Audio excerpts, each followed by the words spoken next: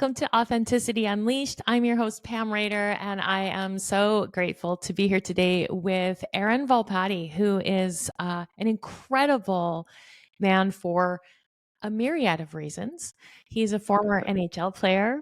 He is a best-selling author, and he is also a coach and mentor who champions the practice of visualization as access to creating your most inspired and authentic and fulfilling life. And that is right up my alley. I'm really, really grateful to have you here today, Aaron. Thanks so much. Yeah, thank you, Pam. Wow, what an intro. I might be up there for top 3 maybe I've ever heard. Okay, so your book called Fighter, really good, by the way. Listeners, go pick it up. I read it in Thank you. 1.5 days. My husband read it in a week. He's a little slower reader, but we both lived in Revelstoke. Yeah, I know. Small world, right? Yeah, at different times. But a lot of your book, it felt like there were so many parts of it that felt like sort of home to me. I could picture the places you were. Yeah, you were there. What years were you there again? I was there in 1990 to 93. Yeah. I'm sure I walked by you walking home from school, I'm sure one of the days in my life. Yeah, I was just barely out of being a kid. I think I was only 19 when I moved there. Right, yeah. Yeah. Your pathway to the NHL was not what most people would consider a regular pathway. Will you share a little bit about that? Yeah. I mean, definitely short answer is it definitely wasn't a straight line. Not that it is for everyone, but yeah, I share this a lot in different keynotes and workshops that I do where I was not ever supposed, quote unquote, supposed to play in the NHL because I wasn't that good. And a lot of people kind of shake their heads and say, well, yeah, right, you were probably good. And yeah, I was above average in little old Revelstoke, but we played house hockey some years and I got cut from the select teams when time came. And yeah, it's funny looking back around, I would say probably 13 years old, I gave up that dream because I think almost every kid, if not every kid in Canada, has that dream of if they're a hockey player, it's like, I want to play in the NHL, which is great. And I think you should protect that and honor that because, we're really good at chipping away at those dreams and giving up on them. Right? Because of that belief system. And when the limiting beliefs start to grow their roots as we get older, right? And that's certainly what happened with me. And so I gave up that dream because of, again, the writing was on the wall in my naive young head. And I realized like, hey, I'm not NHL good. I made that mistake. Can I just ask you about that? Do you think that was planted in your head because of the natural kind of environment of comparison in competitive sports? Just like, oh, I'm not as good as that guy, and so I'm not there. Or was that something that was it a result of your external environment, or was that an internal decision that you weren't NHL good? I think it was a bit of both. Because I was certainly raised with some level of like predisposed grit, I would say. My parents were very working class. They worked their butts off to provide for us, and we certainly saw that every day. I just think externally, society as a whole, we're really good at a certain age and saying to our kids even, what's your backup plan? Well, you got to be really lucky and you got to be the most talented in the world to do something like that. And so that messaging is everywhere. And so it's no wonder that those feed those limiting beliefs. And I think unbeknownst to everyone, and my parents they didn't say that directly to me, but it lived everywhere. Right. And I think around that age, you certainly take it all in. And so I think it was a little bit of both. And yeah, internally, again, I think some of the factors from the external world started, creeping in. But yeah, I just call it a realist in me or just being a little bit naive and not really realizing, what was truly possible and what we're all truly possible and capable of. You don't think about that when you're 13. Maybe there's the odd kid, but it's really easy when you're naturally talented to have that more than, if you're not, I think. And I think I live somewhere in the middle. You just said that because I think that it's not the talent that gets you to the NHL. It's people telling you're telling you that you're talented, and therefore you developing the belief that you're talented and you live into that belief. Totally. Yeah. Okay. Interesting. Yeah. Well, and I think this is true for really anything, but the NHL, for example, people think that those whatever 750 players say at one given time that play in the NHL, that those are the most talented 750 players in the world. It's not.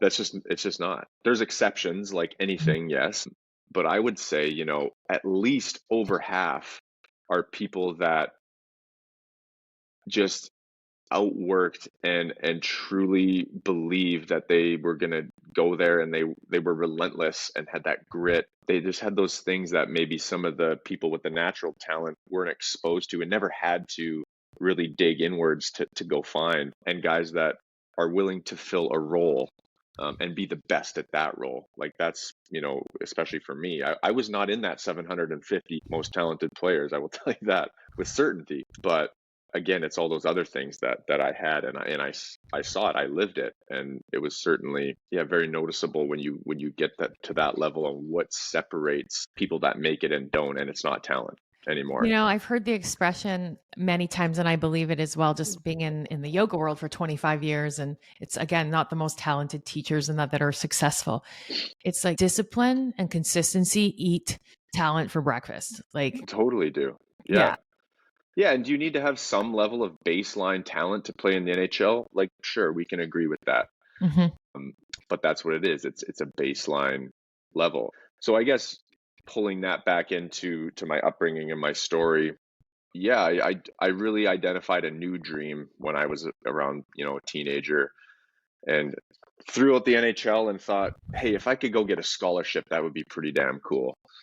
And so that was my dream, and that was my NHL for a long time till I was about 24 years old. And that, leads us into really what the whole story and journey was about, was that burn injury I suffered in my junior hockey career. But yeah, up until that point, I was just chasing a scholarship.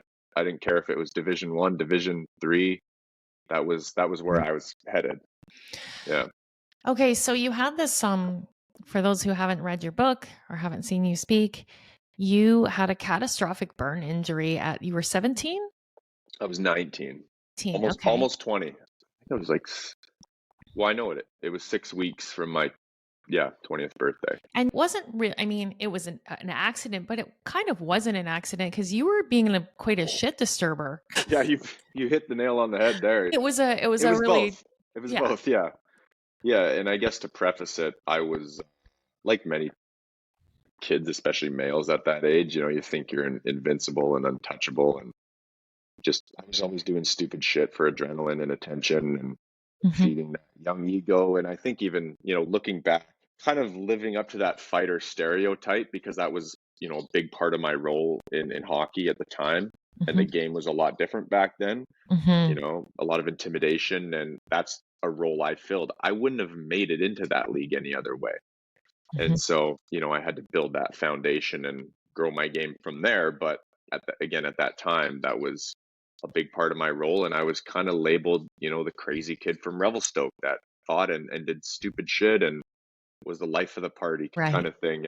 And yeah, the night of this accident, or, quote unquote accident, I had almost a couple liters of gas spill on me in, a party stunt gone horribly wrong, and basically blew myself up. Crazy. And that's where the real journey started. Yeah. Wow. And you wound up in the VGH burn unit? Yeah. Yeah. So we were out in the middle of nowhere camping after our season had ended with the Vernon Vipers, who I was playing with. And we had no service, so we couldn't call 911. So I got put in a car. Thankfully, one of the guys' girlfriends wasn't drinking, and we sped to the Vernon Hospital, which was, and you've read the book, that was probably the longest 30-40 minutes of my life to date. Just the pain was something that you can't fathom, and you don't even think is possible, that level of pain. And then I got airlifted to Vancouver, I think 2 or 3 hours after I arrived. And I don't remember any of this. I remember the car ride, snippets of it, it was kind of in and out of blackout and things like that. But yeah, I woke up in VGH the next day. And you had about 40% of your body burned. Yeah, I mean, so really you're 100% burnt when you're lit on fire like Yeah. that. But yeah, the primary damage was like torso, legs, and that was where the third, second degree burns were. I was fully wrapped 100% head to toe. You know, my face it was like a really, really bad sunburn, Right. like a really bad first degree burn, something they have to treat. Not gonna scar typically. So I was very lucky in that sense that it really just stops kind of like at my nipples basically. Right. Yeah. Yeah. Well, when I was reading your book, and not to compare anyone's stories, but I was really trying to understand, and I had 2 points of reference. Number one, my father was a Vancouver firefighter, Right. I and remember you said that. he rescued a lot of people, and I remember him getting up in the middle of the night and putting Vicks Vapor Rub in his nose. And then he'd go in the shower, and my mom would say, "Leave your dad alone," because he like Yeah. rescued someone who was so badly burned and he couldn't get the smell out of his nose. He saw the suffering, and he used to say, "I know why people want to die when they get burned." Yeah. It's the smell is, yeah. I actually Yeah. have that quote in my book about that. But yeah, it's just something that it's etched in my memory forever. And That the smell. pain that you talk about, I had a hand surgery once, and I had a cast on. I was trying to make bacon on the barbecue, and I managed to get Oh hot yeah. bacon grease down my cast. Oh God. And Yeah. all my fingers blistered and Yeah. I remember having to walk around with my hand in a bowl of water for like I couldn't take it out for a second for a couple weeks. It was Yeah. so painful. And I was thinking like I could barely stand that. I can't even imagine what you endured. So before we get to how that led to hockey, what does that do to a person surviving that kind of pain? That's a really good question. I think it's how it's framed, I think, right? But yeah, it really, really wears on a person mentally. Obviously, the physical pain is like nothing else. And I've had my neck fused, I've had shoulders repaired, I've had hundreds of stitches, and it doesn't live in the same universe in terms of pain. And yeah, you know, I always say the burn unit it's one of the most amazing places in the world, with just the team of people that they have with the nurses and doctors, and the shit that these people see is, again, as you know, it's like out of a horror movie. And in that sense, it is one of the most terrifying places in the world also, just because the level of pain that these people have to endure is, yeah, it's hard for everyone to fathom. And I got a taste of that, obviously, with being in there in that recovery. But yeah, and a lot of it is just where you're at. And I had this, as you know, in the book, like this fork in the road kind of epiphany moment. If I didn't have that, that pain would have taken hold of me. It really would have, because, you know, up until that point, it did take hold of me, and it's just relentless. And I remember there were times where I just broke down, not from the physical pain, because that, you know, it just didn't stop. So it was just the mental warfare of, when is it going to get better? Right. Because it takes a long time with Yeah. just the nature of the burn injuries. So it's hard. Yeah. Now you had that turning point, that fork in the road. I'm always really interested in human behavior and psychology, and like what we make things mean. And so there was a shift. Yeah. And I don't know, for me, I was trying to put myself in that space, and I have endured a few things in my life as well. And I think there was something in me that was like, if I could survive that, I can do anything. Yeah, it's funny you say that, because I had that moment almost 5 years later, but it took me 5 years. Again, you're young, and we'll get to that point in the story, but because I never had major adversity in my life up until this point.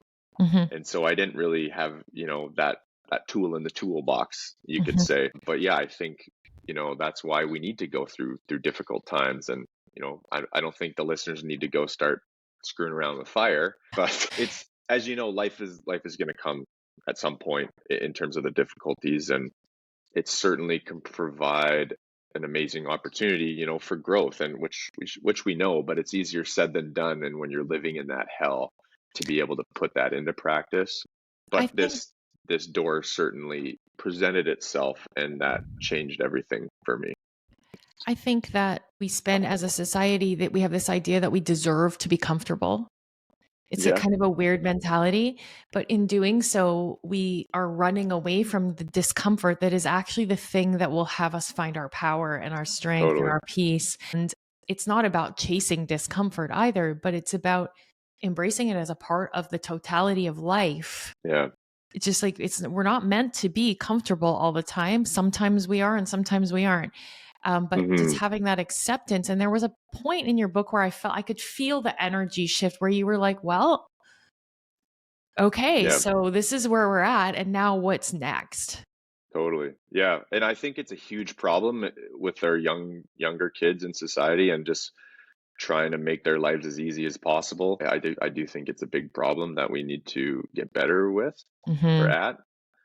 But yeah, in that moment, and I guess for the listeners, just to give you a quick idea, it was 2 weeks into my stay, and I got a phone call from my coach, Mm-hmm. and he remember I was chasing that scholarship, Mm-hmm. and up until this point, I hadn't even talked to one scout, so it was still it wasn't a close dream at that point. It was still very Right. far off. But, I was confident that, hey, I got one more year left of junior hockey eligibility. I established myself as like that physical force and the tough guy fighter. And I was slowly kind of adding those layers to my game. And so I thought, okay, I got one more chance here, one more year, and figured I could make it happen. And obviously, being in this burn unit, and I was told by the doctors that it was over. Like I was going to be in there for months, and the recovery would take years, and it just wasn't on the table. So I had already given up, this other more attainable dream. It was all gone at that point, which again was really hard to deal with, that, loss of identity and things like that. But yeah, again, this door had presented itself, being this phone call, and the coach said he was chatting with one of the coaches from Brown University. And it's just such a, you talk about manifestation and just the energy, and it's just such a crazy happenstance where my coach was in Vancouver scouting a tournament, and he happened to sit beside a coach from Brown University who, they go out and they scout for players, right? Mm-hmm. And they get to talking, and he says, "Oh yeah, who are you looking for? Like, what kind of player?" And the guy from Brown said, "We need a guy to put the fear of God in the defenseman of the Ivy League." Mm-hmm. Because the game was a little bit different back then, right? Yeah. And my coach goes, "This is what he's relaying to me," and he says, "Boy, do I got a player for you." Now there's one major problem. He's laid up in the burn unit, and it doesn't look very good. So that's how this all started, is two guys didn't know each other, sat beside each other in Vancouver, where I would later go play for the Canucks, where I was in the burn unit in that city, and here they are chatting. And so he says, give these guys a call. They want to talk to you. And that's where it all started. That's where that door opened. If Um, anyone doubts that there is a creator or a oh force or yeah, a universe, like I got full body chills. I know this story. I heard you speak about it. I yeah, read it. And as you were telling it, I could feel the energy of that realness, of the serendipity of that. Like that totally, was, yeah. yeah. Well, I think that, and I believe I talked about this in the talk that we connected at, but I really believe that there's all these different like iterations or, versions of our movie that we go off and we live, Mm-hmm. right? And along the way, doors present themselves in our lives. Now, I think the skeptics, they're the ones that don't pay attention or don't notice the doors. Therefore, they feel like they're just taken along for the ride versus like stepping through certain doorways, right? Right. And that was a doorway that, you know, I didn't have to go through that, because that's where more pain lied, and that's where it was going to be one of the hardest You're things laying in a to, hospital bed, going through yeah. debridement, you're going through physical torture every day, Hmm. not sure if you're ever going to be able to play hockey again. And you still Right. chose to go through the door when the opportunity came your way, like take something. Yeah. Yeah. And again, I don't, and people ask me, what if that call never happened? I don't think my life looks the same. I really don't. So again, it's kind of like the little carrots they're going to dangle on these pathways that we go down. And it's it's up to us to, pay attention.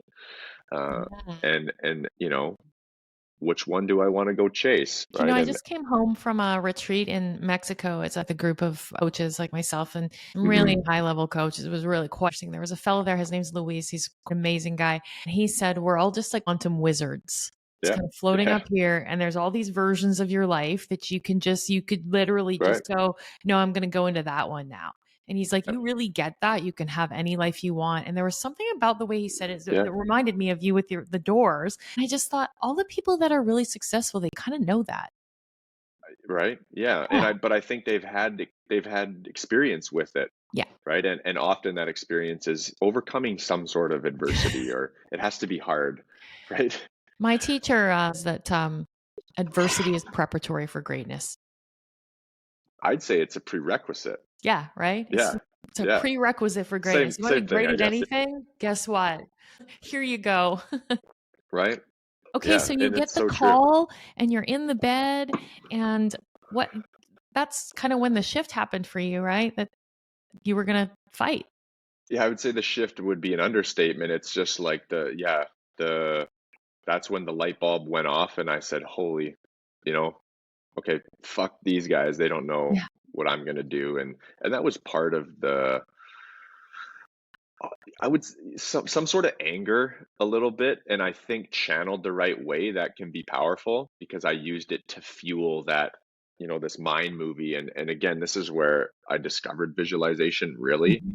Mhm. was laying in that burn unit, because once I had made this choice and this promise to myself that I was going to go to Brown University, which again was my dream, my NHL, I was truly willing to protect that with my life, because they're Mhm. telling me I could have like life threatening. Listen, I couldn't make the burns worse. So it wasn't about that. It was more just, can you deal with this level of pain and discomfort? And there was a very real risk of infection. Mhm.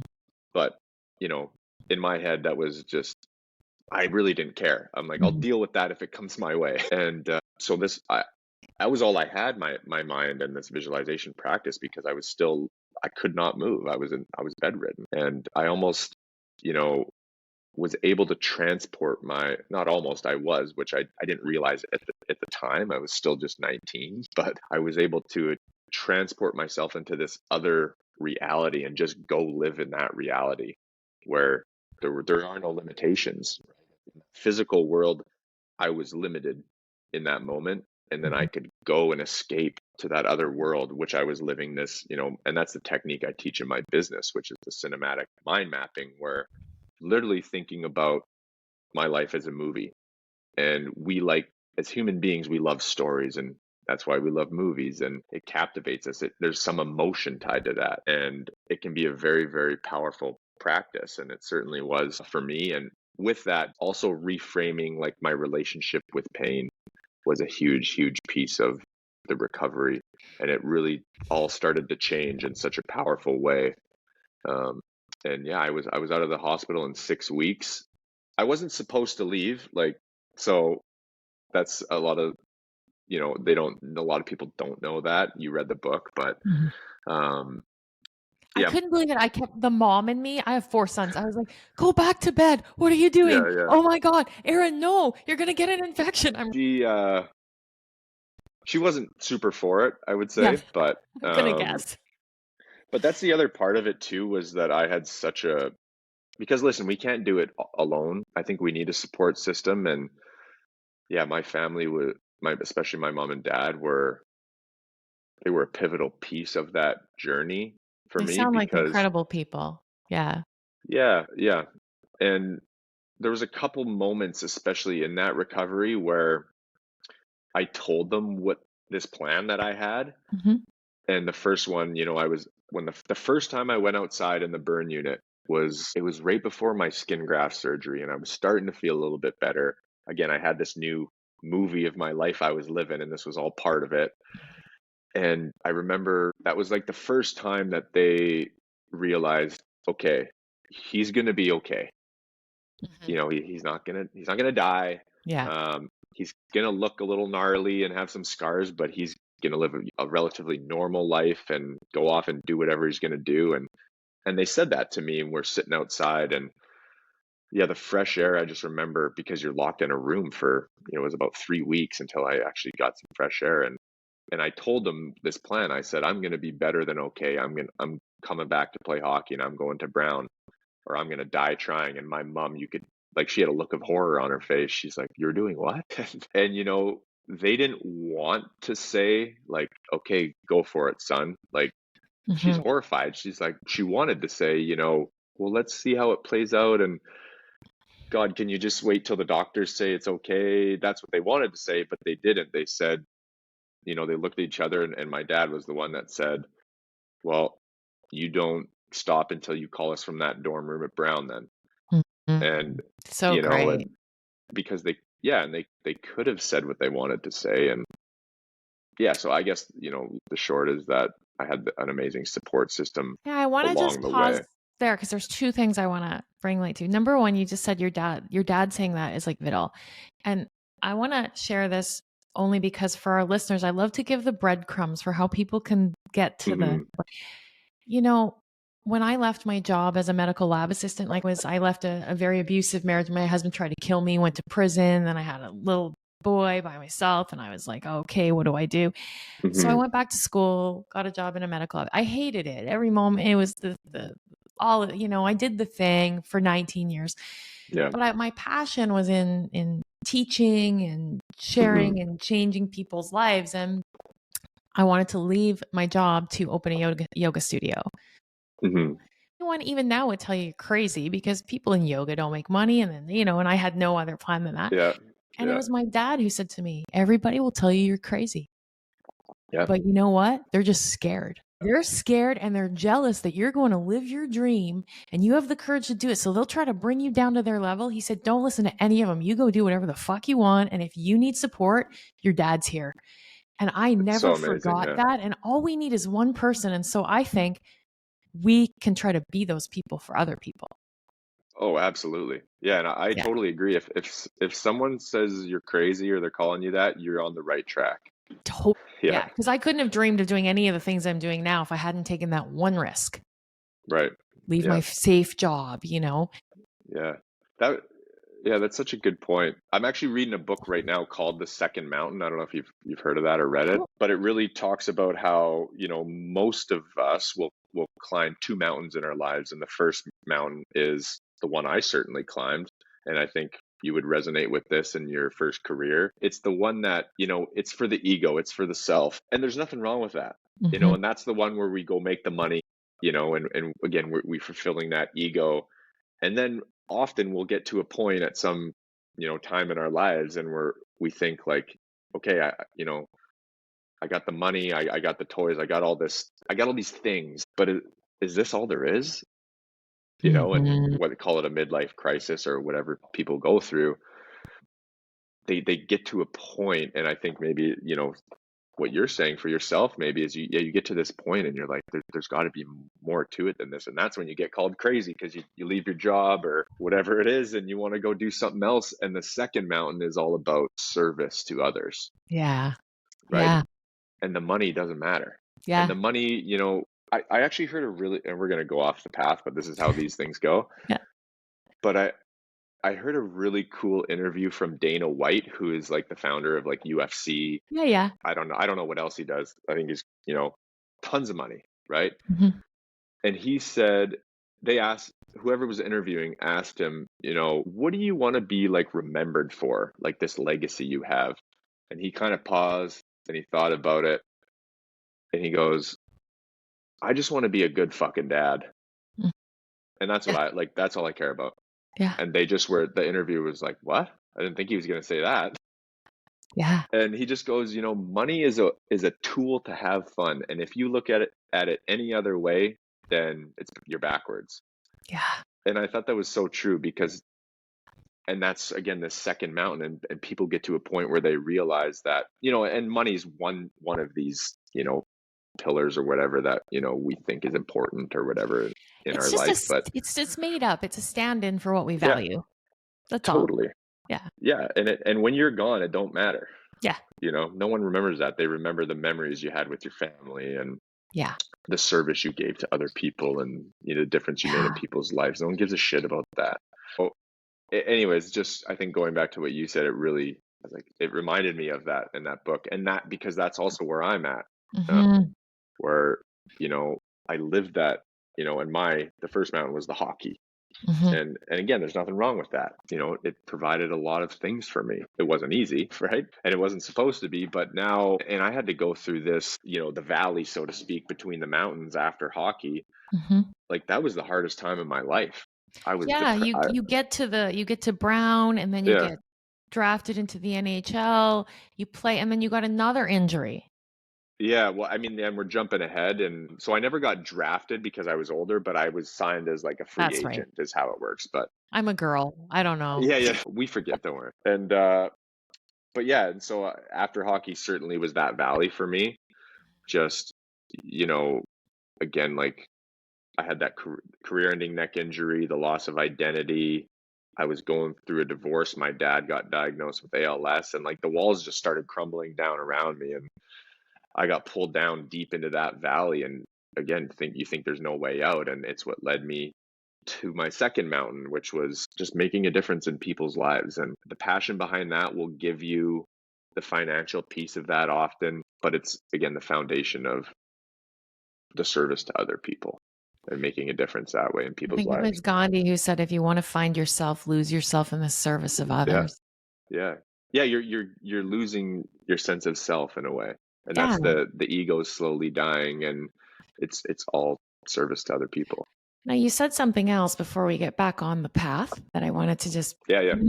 point to, that sometimes anger channeled the right way Hmm. can be used well. And I think there's so many people, and particularly maybe not in hockey, but are told that it's not okay to be angry. Hmm. It's people please suppress. And I think a lot of, I mean, I shouldn't generalize women, but more so women. But, despair and sadness vibrate at a very low frequency. Anger is Right. above that. Anger, like little righteous indignation, can light a fire under your ass and get you moving as long as you don't live there. And I think there's so many people, especially in a society where we're so politically correct and everybody's afraid to say something Yeah. wrong or do something. And you're not supposed to get angry. If you get Yeah. angry, you're not emotionally regulated. Fuck that. Anger's good Yeah. sometimes, We're human. Like we can't just remove what it means to be human. Like right? we're gonna have emotions. Yeah. And I deal with that, with my clients all the time in the sense of like how to deal with mistakes and the negative thoughts. And again, like you just said, I don't say like we're trying to remove the emotions completely. Like you should feel those emotions, but yeah, depending if it's like sadness, despair, and again, there's so many elements at play. Like, is that part of grief, or there's all these different elements and levels of all that. Hmm. But yeah, I think anger channeled the right way can certainly like get your ass on fire, not literally, Yeah. right? And your ass needs to be on fire. Like if you have a big dream and you have something that you want to go complete, or this journey you want to go on that's going to be really difficult, like if your ass isn't on fire, you're not going to make it. And so So, what provides that spark? Sometimes it is anger, yeah. right? Well, and then there's another thing about that, and I think this leads us back onto the path of your story. So you get the call from the coach, and you ultimately got to go to Brown. Yeah. Yeah, and we'll probably skip over a little bit of the hell that it really was, that recovery. Yeah, Yeah. so I got out in 6 weeks, went home, dealt with all these complications because, again, my body was trying to recover from a major trauma and surgery with the skin grafts. And I was not just recovering, I was trying to like make a comeback to go on the ice. I couldn't even walk for another probably 6 weeks when I got home, because if I did, all the blood would rush to my legs because the skin grafts weren't fully closed. So when I was upright, I just started with bleeding through my tensor bandages. So it was a very interesting balancing act When I of, was reading that, my heart was just aching. I can't even imagine. yeah, and you're And you just, seem so stoic about it. I think just when it's, or the opportunity it's given me, Hmm. I think it just totally like reframed, and I'm so grateful for those times because I Yeah. would have never made it without that. There's just no way. Hmm. And so it lives differently in me with just strictly appreciation. Yeah. So I think that's where that comes from. But yeah, and all people, especially any burn survivors out there will resonate with, you leave the burn unit and like the nuances and the little like pains, they don't go away because I had open second degree wounds for like another 6 months. I had to play Oh, with them, which wasn't safe, I was told, but I didn't fucking care at that point, right? there's something to the naivety of and the arrogance of youth, hey? Totally. Yeah. Yeah. And I don't know if I'd be allowed to play now because the world's changed so much. Back then, we as players made the choice if we played or not. Now, that wasn't all good, and it's changed, especially around concussions and head injuries Yeah. for the better, obviously. But back then, it was like, Oh, can you yeah. go? I watched the Bob Probert documentary. That was the Oh, saddest yeah. thing I ever saw. And I mean, this is Yeah. one of so many people. And that's a whole other, world with concussions Yeah. and the state that, it's improving. Mhm. That, especially hockey and football and all these, macho sports, the mentality behind it and what it means to be a man. And, that's a whole other can of worms. But yeah, so it has changed. But back then, it was, can you go? And you say yes or no. I'm so happy you brought that up though, because I want to say that as I was reading your book, all of those questions were present for me, underline and notice and thinking, like, grateful for how it's changing because I have sons, and Right. they're all Yeah. grown men now, but I'm grateful for how that's changing. But also then there's this kind of perverse part of me that I liked it when there was fights in the NHL. It's like this weird Yeah. entertainment. And I had that, like, reading your story had me kind of confront those two pieces and like my responsibility in that being a thing, because if there's no one there to watch it, it doesn't happen. Right. And as Yeah. people, Yeah. we love, like, there's something primal in us that likes to watch that. It is. It is primal. Yeah. Totally. Yeah. I mean, again, that's a whole other topic. And Yeah. I'm pro fighting, and only in the sense that it does police the game and it does in a way hold people accountable and make it safer at the end of the day. Mhm. Now, the NHL's gotten away from the premeditated fights that don't really mean as much. But I think, and again, this is contradictory to how society views violence now. And yeah, again, like, did things need to change from how they were, you know, however long ago? Yeah, certain things. But I think if, two men or boys have an issue and, they want to throw it down and, then they'll be, friends afterward. Maybe not friends, but, bury the hatchet and, okay, we got that over with. That's sort of how it lived in hockey. Like, it was part of your role and you get heated, you get angry. It's better than slashing someone over the head with your stick. Yeah. My son Nick is a recovering addict. He was in fentanyl addiction for 15 years, and we thought we were going to lose Oh, him. When he yeah. finally got clean, he was in this house. This great guy. His name is Ronnie, down in New Westminster. Mhm. And first week he's there, he gets in a fight with a guy over a girl, like full on Yeah. fist fight outside of the NA meeting, and he gets back to the house and he's packing his stuff and he says, I guess I'm kicked out, because that's usually what happens in these places. And Mhm. thankfully he's got a real amazing guy there. He used to be a paratrooper, and he goes, or you could just sit down and I could tell you about how sometimes men fight. And he kept him Well, there, and now Nick is best friends with this guy that they were fist fighting. So I agree with you in that realm, which is a funny thing to say as a yoga teacher, because like non-harming is the basis of the teaching of yoga, but I believe that sometimes not engaging is more harmful. yeah. And, especially I dealt with this as a kid when I got bullied. My dad was a boxer and, things were different back then. And Yeah. he had a rule that, okay, first you come to us, you tell us, and then we go to the teachers and the principals, and then we go to them. And then if nothing changes, and my dad said this to me when I was 12 years old, he goes, then you turn around and you start fighting Mhm. and you aim right for the nose. And I was horrified. Yeah. I was like, what? What if he fights back? And it's just, I remember like thinking as a kid when I just had enough, and he didn't fight back, and then nothing, he didn't even look at me after that. And I Yeah. thought, holy shit, what was that? Like, that was cool. Yeah. But again, and we had another rule, like, under no circumstances do you initiate anything or bully. Like, Mhm. if we got caught bullying, we would have been in huge shit. Yeah.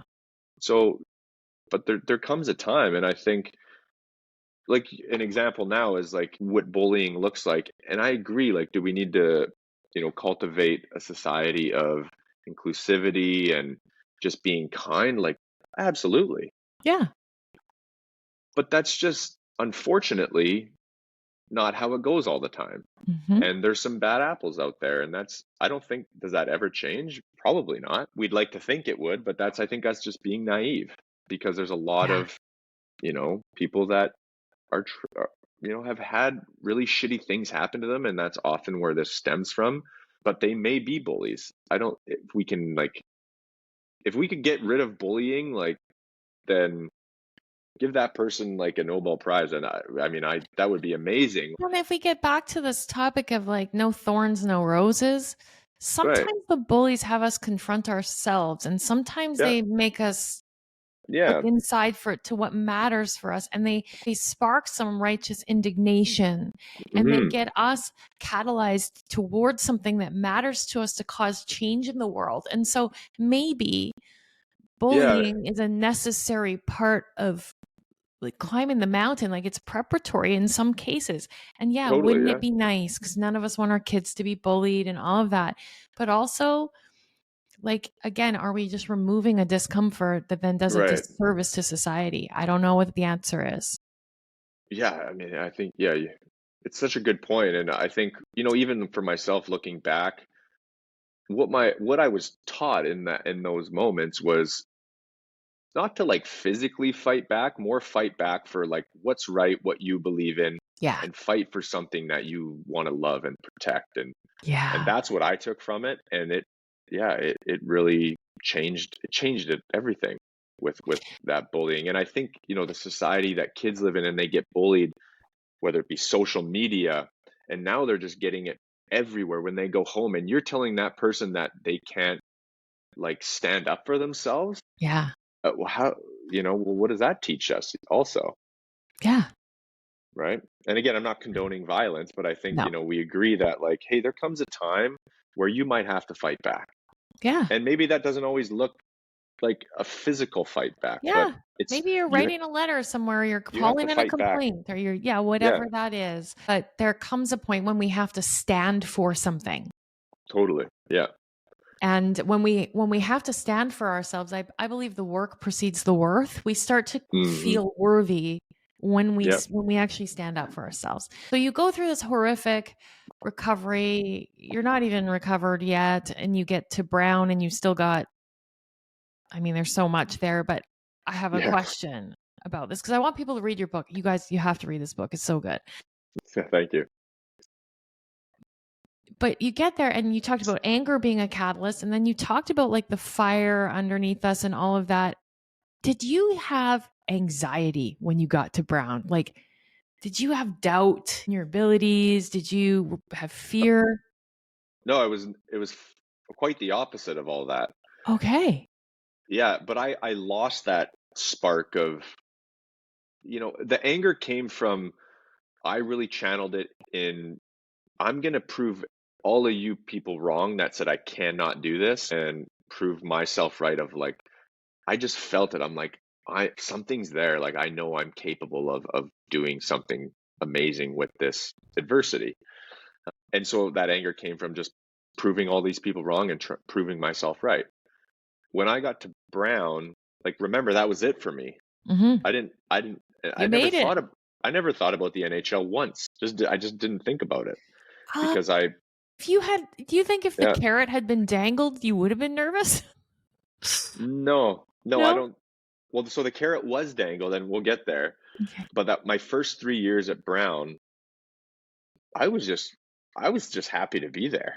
And I just, lived up the US college life experience I had heard so much about. I was a Division I athlete. I was taking pre-med and figured I'd go be a doctor or something after that, go to medical school. And I was just, living the good life, and I didn't have a lot of worries at that point, because I was in my head, I was a long shot to even go play Division I hockey. So I thought that was pretty cool. You were living in the vibration of gratitude. Like, I made it this far. I'm so grateful. Life is good.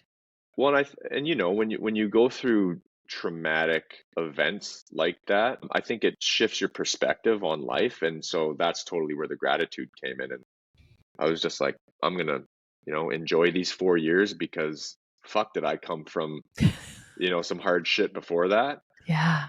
And yeah, I was just, again, I was happy to be there. I worked my ass off still. That's who I was. Was in the gym all the time, and I was trying to, make an impact with the team and work my butt off. And I played like fourth line on this team and we weren't very good. And so, yeah, I never, in my naive young head, I never thought like, hey, if I could do that and overcome this burn injury, what else could I do? Mm. Like I said, I was just happy to be there and that just kind of lived in the moment. And so the next carrot dangled and that door presented itself when I was 24. And most people at that age, like for pro hockey, you already kind of know, like, am I there or am I on my way there? For me, it was neither, Mm-hmm.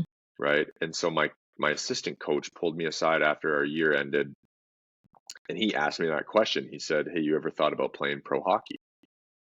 And I laughed in his face. And I said, "I've literally never thought about it. I because I didn't really have a good reason to think that. I had never talked to a scout. I didn't have an agent. I played again on the fourth line on one of the worst teams in the country. We weren't very good. So the writing was kind of on the wall for me. And again, I was going to go to med school. That was kind of my plan. But, life has a way of presenting these to us.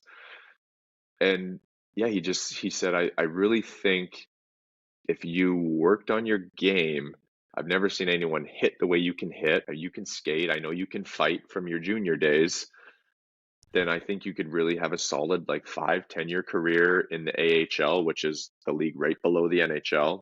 Mm-hmm. And you just never know. Maybe get a shot one day."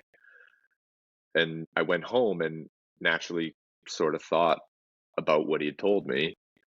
And that's when, the second light bulb or epiphany, whatever moment kind of happened, where I just thought, huh, shit, maybe I've been leaving a little bit on the table here these last 3 years. And I had that reflection in that moment of the burn unit.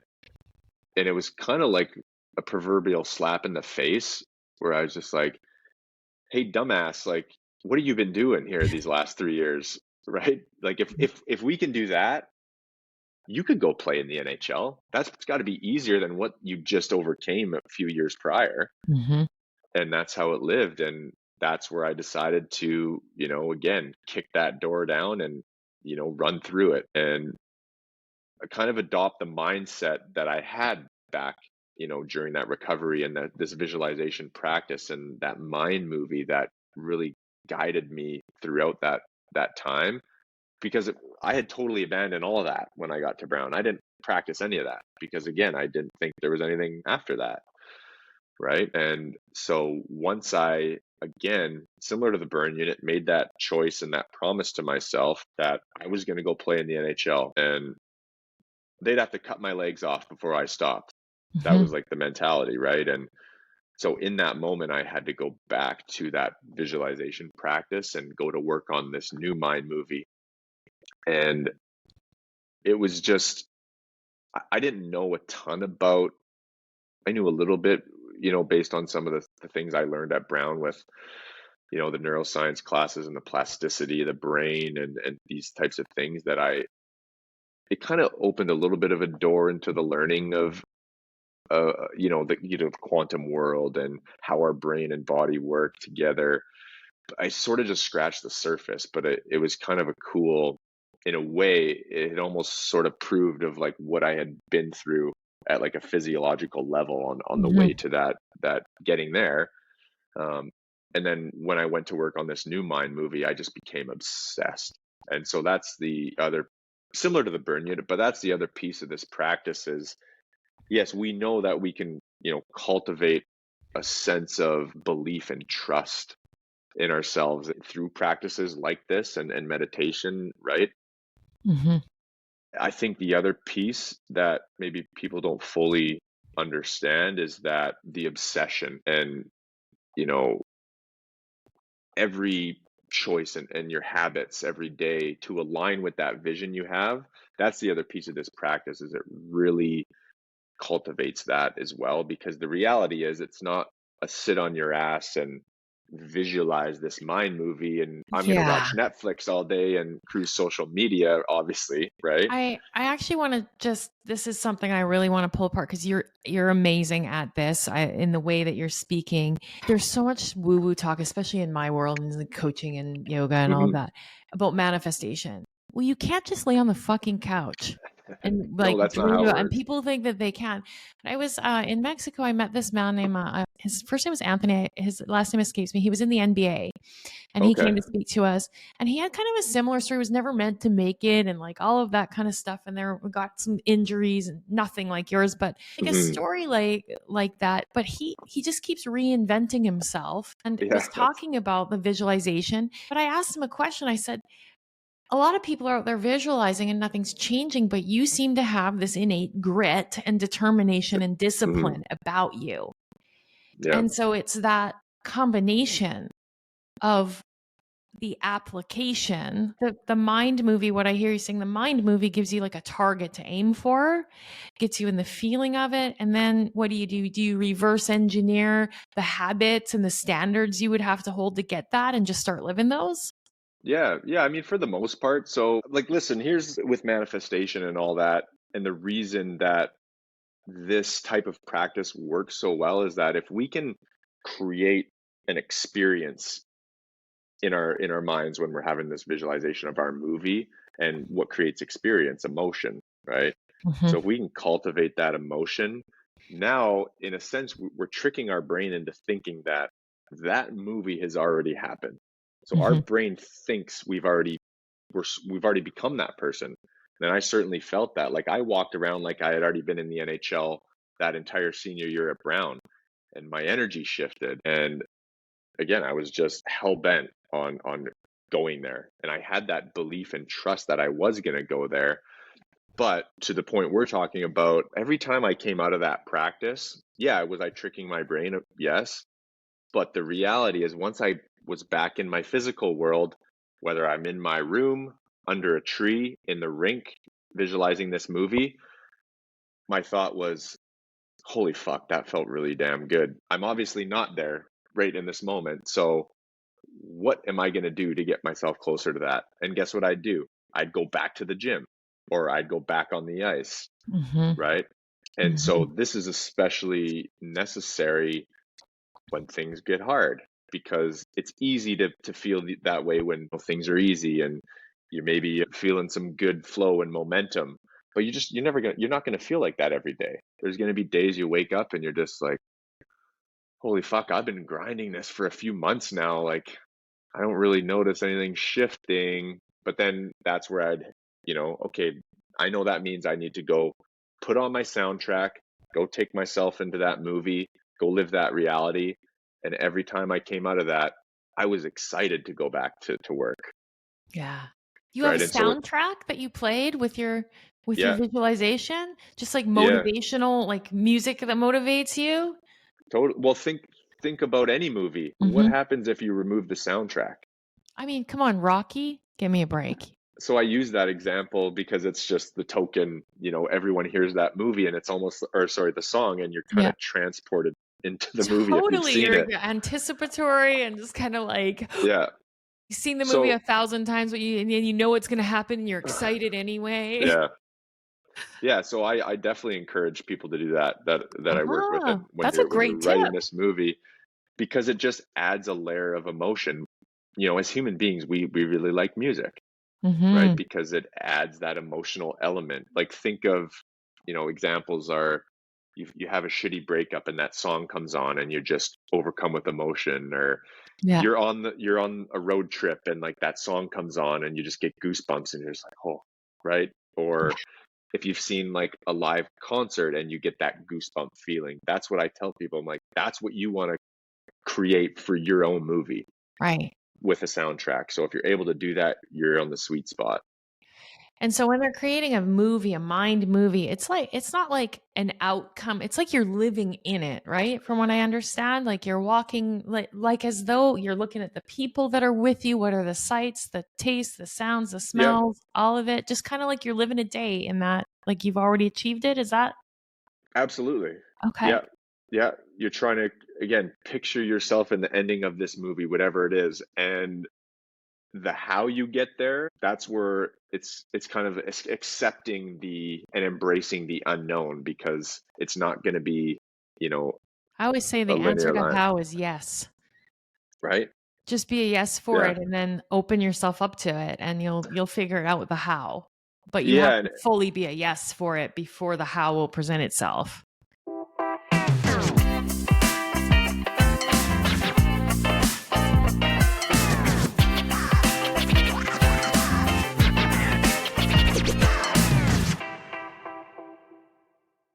Right. And truly create that and build that belief system back up. And, and people will often, they'll say, so it's like a goal. But I actually reframe that totally. And I tell people to scrap the idea of goals, because this isn't about achieving a goal. This is about creating a way of life. Yeah. Right. And chasing something with all of your being until, you're physically not capable anymore of doing that. You're either dead or like you literally cannot do it. And it can be a very powerful practice, reframing it that way. I mean, goals can be effective, I think, in short term. But again, if you want to talk about creating a way of life, that's going to take you a lot farther in incorporating it like a practice like this, and just that relentless pursuit. It lives so differently in the brain, where for the most part, our society sets a goal.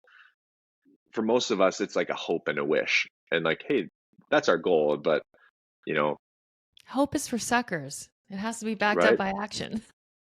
Totally. And you have to lay the foundation of that mindset first. So it's kind of like why diets and New Year's resolutions are hokey, because they're goals. And you don't lay the foundation, right? When I've worked with clients with goals, one of the things that I say to them, and I just think it kind of ties in with this, I'd love to hear your thoughts. I say the goal it's a means goal to the end goal of feeling a certain way. And if we I want to get to the NHL so that I feel this way, there may be another direction that leads you to feel that way along the way. But when we're attached to the feeling, like you're talking about, now more pathways open up. Yeah. Oh, yeah. Totally. And I think it's also about, and listen, we're not predicting the future here, because that's just not how it works. But what we know is we can shape and mold the future. And like you said, these pathways, and that's where you start noticing more carrots and more doors opening. Right. Right. And I mean, that's the reticular activating system, right? We're programming it to open up and see and become a prover. The mind wants to prove. And so if we create that mind movie, I imagine we're recruiting all of those cells to prove to us that that's possible. Yeah, absolutely.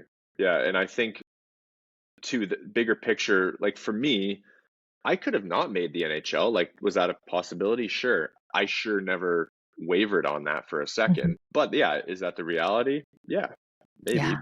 But it's all about just, raising the ceiling of what we think is truly possible and what we're capable of, and so maybe for me, that was, I had a career in Europe and I went and traveled the world, and that would have been pretty sweet too. Yeah. Right. I mean, and that's what I tell all the people I work with, where you just don't want to end up in a spot where you have regret, wondering like, I had a goal. Did I do what truly needed to be done in order to achieve that? Most of the time, the answer is no. And so then you live with the regret, wondering like, could I have done more? Right. And that's something that will eat at you. And regret is hope for a better past. Right. Yeah. That's good. I like that. So I knew, like, wherever I got to where I was going, I would have had no regret, because I couldn't have done, I literally couldn't have done an ounce more. Yeah. I poured it. And maybe that's the absolute gift in the degree of the trauma that you experienced, is that you went to the ends of the earth. Right. You went Yeah. as far as a person could go. I mean, when you're that burnt, you're close to death. You're close Yep. to, I mean, the amount of pain that you endured. And so you kind of have this experience that of, I can take myself that far to the edge and be okay. Right. But so Well, I many mean, people yeah, are better afraid than of the okay. edge. Do you think it's because they Yeah. think they're not enough? That they're not capable, like that they'll find out they're not enough if they go that far, if they go all in? Yeah.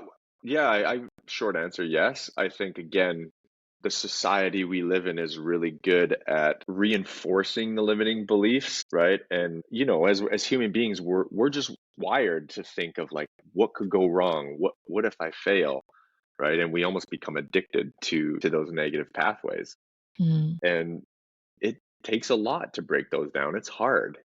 And I think that's the biggest struggle for people is breaking those down.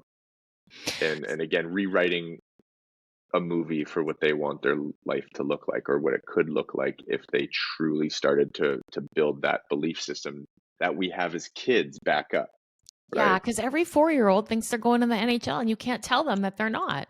And isn't that the most beautiful thing? It's the best thing in the Yeah. world. I have pictures of one of my kids. He thought he was Batman when he was 4 for like a year. I didn't tell Yeah. him any different. I was like, yeah, sure. Go get Mr. Freeze, But then there's some point when we start telling people to be realistic. Mm-hmm.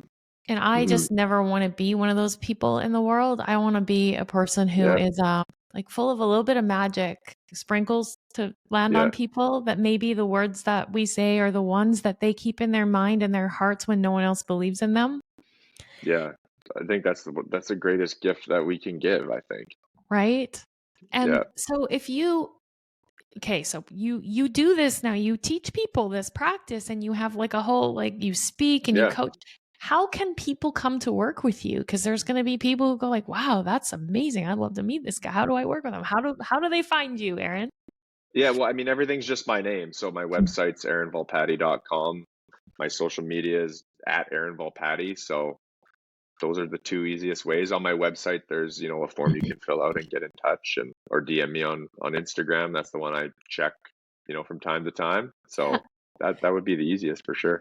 And then if you could give somebody listening to this and maybe they are in that valley right now. Yep. They're in the valley and they got naysayers around them and the economy's bad and and it's just the way it is and all. What's the most important thing you could say to that person right now? Yeah, that's a good question. I think, it might not seem like it in the moment, but if you give it that space, you can look back one day and be truly thankful for the valley and for that hard time. Yeah. Yeah, I would agree with that. I look back and think, thank God all these things happened in my life. I wouldn't wish it on anyone. Right, Ben, you didn't think it in the moment, I'm sure. Probably Right? not. No, definitely not. Yeah, and neither did I. Yeah. Yeah. But I look back now and I think I've had the privilege of being able to help hundreds of people transform their lives through various modalities. And I plan on leveling that impact up in the world as much as possible.